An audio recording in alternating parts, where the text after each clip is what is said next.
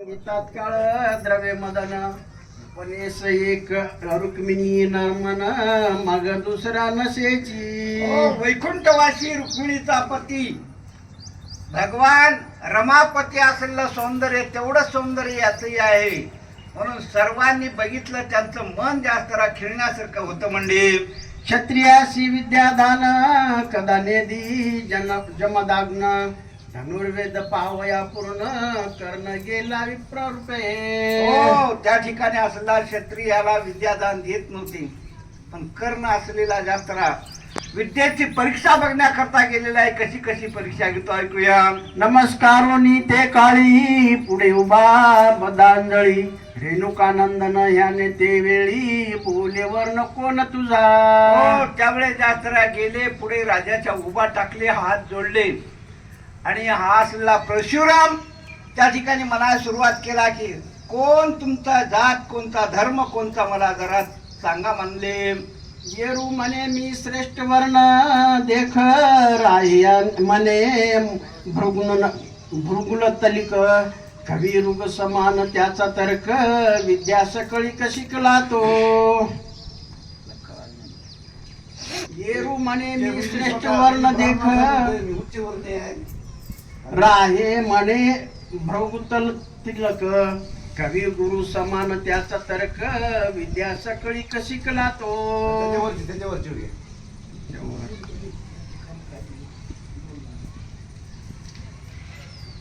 वय वाचा मी सांगतो बारीक अक्षरामध्ये हो सर वाचा मी सांगतो। येरू म्हणे मी श्रेष्ठ वर्ण देख राहियाने भृगुकुल तलिक कबीर गुरु समान त्याचा तर्क विद्या सकळी कशी कला तो। त्याला काय म्हणतं कर्ण म्हणतं ते गुरुकडे इथे शिका गेलाय, इथे शिका गेला तर मी उच्चवर्णीय आहे, कोणवर्णाचा आहे कोण तसं मी उच्चवर्णीय आहे, उच्चवर्णी म्हणून राहिला आणि त्या ठिकाणी विद्या शिकली तिनं। भृगु तलिक तिलक असेल, तिलक भृगु कुल तिलक तिलक भृगूच्या कुलामधील आहे, त्याने आम्हाला तिलक केलेला आहे असं।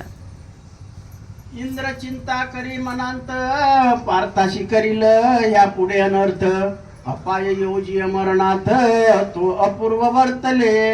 इंद्रदेव जास्त विचार करायला सुरुवात केला, एवढा बलाढ्य जास्त असला भृगु ऋषीकडून असलेला कुलामध्ये जन्मलेला योग साधनेमध्ये किंवा जास्त विद्याशास्त्रामध्ये प्रवीण आहे, पुढे अर्जुनाला त्रास होईल याचा विचार करीत होता।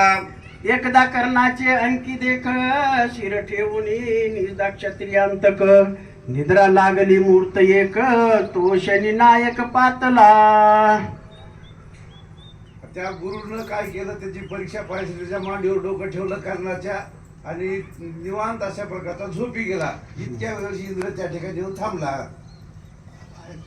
खाली भ्रमण होऊन ते अवसरी काष्टवत कर्णांची मांडी कोरी रक्तप्रवाह चालिला धरणीवरी परेन ह्या ते अनुमात्र। इंद्रदेवानी परीक्षा बघण्याकरता चिड्याचं रूप घेतलं आणि त्यांच्या मांडीमध्ये प्रवेश करून सनी जास्त रक्तस्राव व्हायला सुरुवात केला, तरीही तो जास्त मांडी ढळली नाही। काय करतो ऐकूया। मांडी अवघी कोरून क्षोभे भार्गवांच्या कर्णास झोंबे जागा झाला संवेगे ते रक्त प्रवाह देखिला। तेवढी मांडी सगळी कोरून या भार्गवांच्या कानामध्ये शिरल्यानंतर हे जागे झाले। जागे झाल्यावर काय करतात ऐकूया। कर्णास म्हणे एवढा धीर धरिलाशी तू नवशी भुनसुर मा क्षत्रिय समर धीर नाम सांग आपुले। त्यावेळेस जास्त इंद्रदेव या कर्णाला म्हणतात, एवढा शूर वीर दमदार एवढं जरी मी तुझी मांडी टोकरली तरी तू हल्ला नाही डुलला नाहीस, म्हणून तू महाप्रतापी वीर आहेस असं इंद्रदेव विचारल्यानंतर काय म्हणतो कर्ण ऐकूया। येरू म्हणे मी वीर कर्ण मग म्हणे रेणुकानंदन तुझे कितीने भरेल त्रिभुवन उदारपण अगाध। त्यावेळेस त्यांनी सांगितलं माझ्या या देहाला असलेलं नाव जास्त कर्ण आहे आणि तुमच्या नामाचा त्रिभुवना टंका वाजलेला आहे। हे पुन्हा कर्णानं बोलला, इंद्रदेवानं ऐकल्यावर काय म्हणतो ऐकूया। क्षत्रियांशी विद्या पाही मी सर्वता देत नाही. तू चोरून शिकलाशी सर्वही परी शेवटी निष्फल. हो, क्षत्रियाशिवाय मी विद्या देत नाही. भृगु ऋषी म्हणले ना. हा, भृगु ऋषीनं सांगितलं मी क्षत्रियाशिवाय विद्या देत नाही. तू माझ्याजवळ जास्त चोरून ही विद्या शिकलीस तेव्हा तुला ही विद्या सफल होणार नाही. असं बोलल्यावर काय करतात पाहूया. तुझी विद्या मिरवेल सर्वांठाई परिपार्था पुढे निष्फळ सर्वही. आज्ञा मागोनी कर्ण लवलाही स्वस्तिला शिपातला. हो, या कर्णाने ज्या तरा तुझी विद्या निष्फळ होईल म्हणल्यानंतर त्याने म्हणलं एवढं करून बी आता अर्जुना पुढे माझं काही चलत नाही. म्हणून त्या कर्णाने विचार केला आणि कुठे आला बोलली घरी गेला आपल्या स्वतःच्या घरला. पार्थाच्या पुढं तुझी विद्या चालणार नाही, बाकी सगळीकडे चालल. शाप मिळाला त्याला. त्यानंतर त्यांनी आपापल्या स्वगृहामध्ये आला. काय करतो वर्तन ऐकूया. सिंहावलोकने करून मागील कथानुसंधान. पंडूचे आरंभिले लग्न ऐका कथानक श्रोते हो. हो, श्रोते लोकाला जास्त ग्रंथ करते सांगतात. श्रीधर स्वामी म्हणतात बाबा आता पंडूचं असलेलं लग्न याची कथा मी तुम्हाला सांगतो, लक्ष देऊन ऐका. जो पद्म नाम पद्मज जनक त्याचे पद्म पद्मी उद्भवली सुरेख. त्याचा तनय देवव्रत देख विचार करी विदुरांशी. हो, आता हा पद्मनाभ आणि देवव्रत असलेला त्याचा मुलगा आणि ह्या विदुरा करता मुलीचं चाललेलं. विदुराच्या जास्तरा लग्नाची तयारी काय होती ऐकूया. कुंती भोजापाशी ब्राह्मण साधवया लग्न कारण. पाठवित गंगानंदन सुलग्न मूर्त पाहुनी. हो, भीष्माचार्याने जास्तरा हा विचार लग्नाचा केला.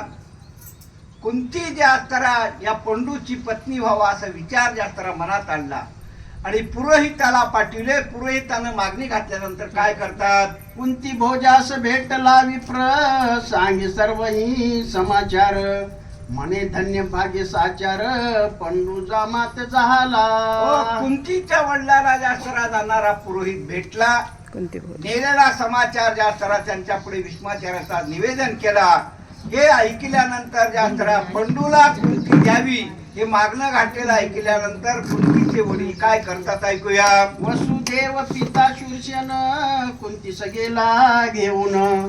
पंडू सहित गंगानंदन ते आला दळभारे. हो, वसुदेव असलेला जास्तरा भाऊ कुंती आणि उग्रसेन नाही का, हा सर्व जास्तरा मंडळ हे कुंतीला घेऊन सरी कुठं हस्तिनापुराच्या ठिकाणी आगमन झालेलं आहे. पुढे काय होतं ऐकूया. विधियुक्त झाले लग्न दिदले अपार अंदन. हस्तिनापुरा परतून बहुरे घेऊन पातला. हो, आता यादी आले हस्तिनापुराला. लग्न जास्तरा विधियुक्त झालं आणि मग जास्तरा उग्रसेन राजा वसुदेव असलेला आपल्या स्वस्थळाला निघून गेले.